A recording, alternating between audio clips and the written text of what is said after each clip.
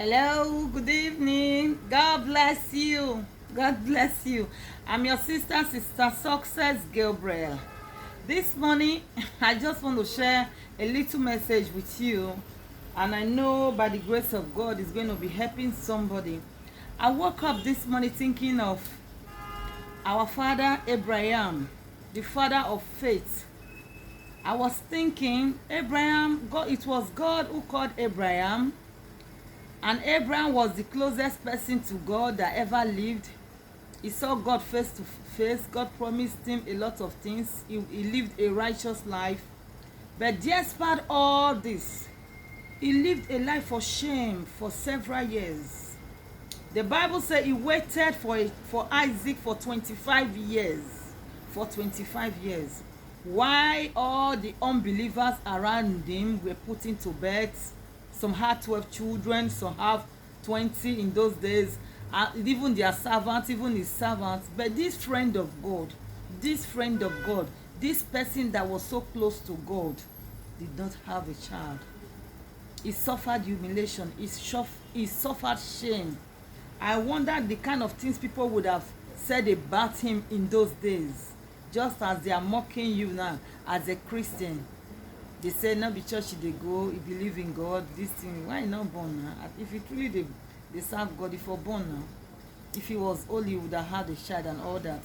Or maybe as a young girl, you are due for marriage and you're not married, and people are, and you are really living well, you are living for God.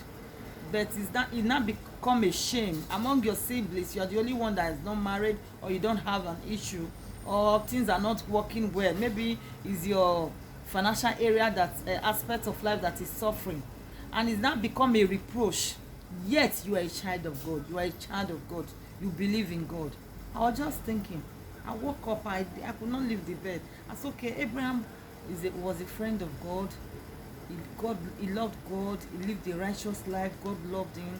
But how come he was barren? Why does he have to be barren for 25 years? So with the things people are going through now, and I'm personally going through in my life, I was wondering how was he able to stand all those shame. I was still trusting in the Lord. Praise the Lord. Praise the Lord. I quickly want to take my text from the book of Genesis 12 verse 1, because I want it to be a very short message. He said, now the Lord had said unto Abraham, get out of thy country and from thy kindred and from thy father's house, and unto a land that I will show thee. And I will make thee a great nation, and I will bless thee, and make thy name great, and thou shalt be a blessing. And I will bless them that bless thee, and I will curse thee that curse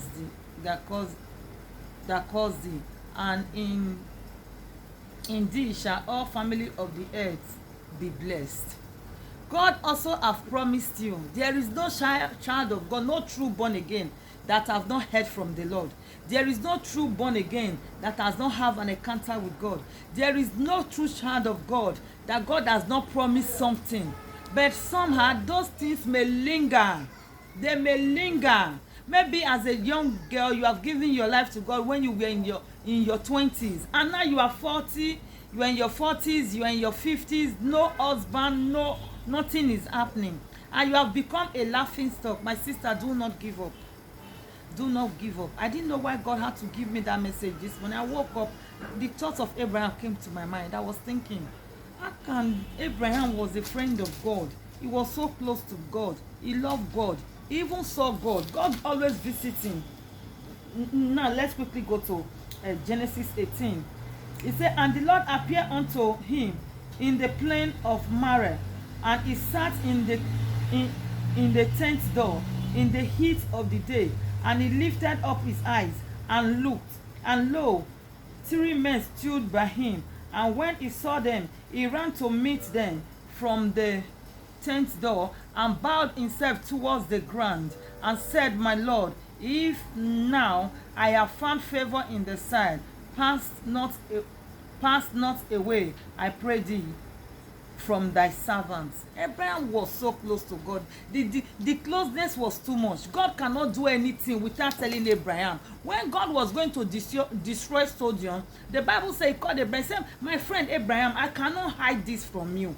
Even me personally, many years ago, about 20 years ago, the Lord told me, he said, I called you out of the house of idol, like Abraham, my friend.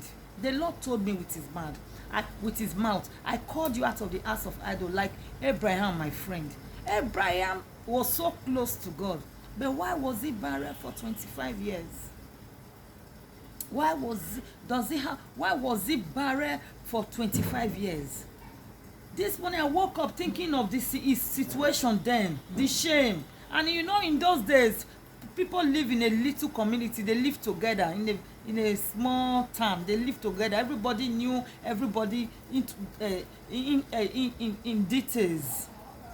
He suffered shame even as a friend of God. He suffered humiliation. I know the kind of those Philistines, those infidels, those people, those idol worshippers. I wonder the kind of thing they would have told Abraham, the kind of insult he would have received from them, the kind of meeting they would have had to invite him to come and join them to serve their God, the kind of things where they would have tried to lure him to come and do sacrifice or do things so that he can have a child. But Abraham endured.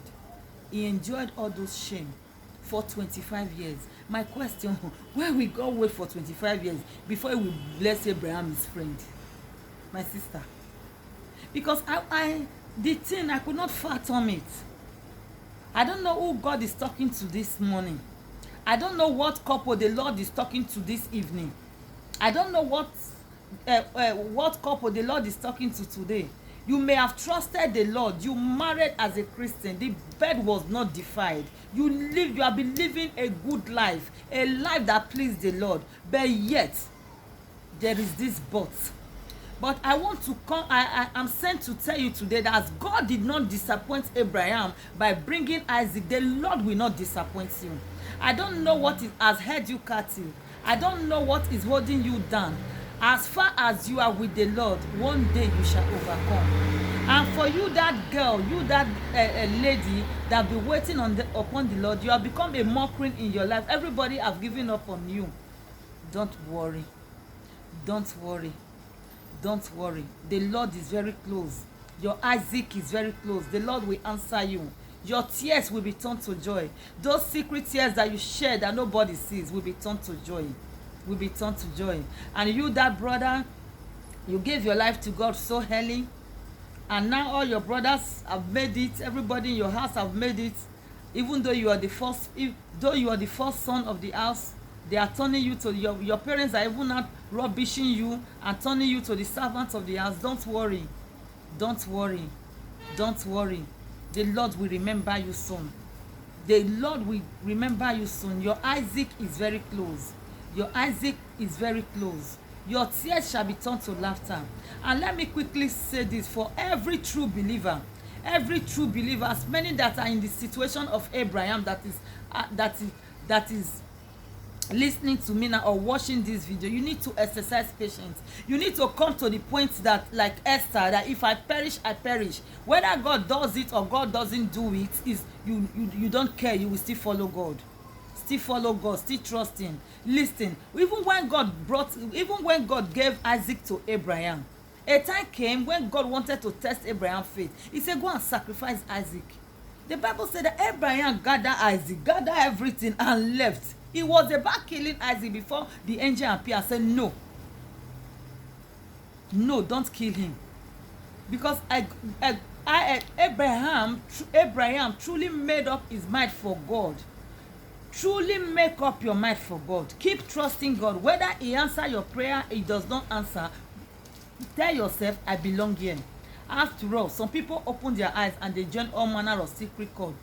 You have made up your mind to follow Jesus. Whether God answers your prayers, he doesn't answer your prayer, my brother, wait. Because whatever we are running after on this earth, one day they will pass away. Whatever you are seeing behind me, the luxury in the world out there, they are all vanity. We are not taking anything anywhere. Everything will end here. Those who have 100 children, those who married the richest men, or the first lady, or the governor, one day they will be silent in the grave. Where you spend eternity is what matters. Give your life to God. Keep following God. Don't let anything take you away from God. Because it's only this world. The people that, even when you are asleep, when people are mocking, you don't even hear. Talk less of when your soul is gone.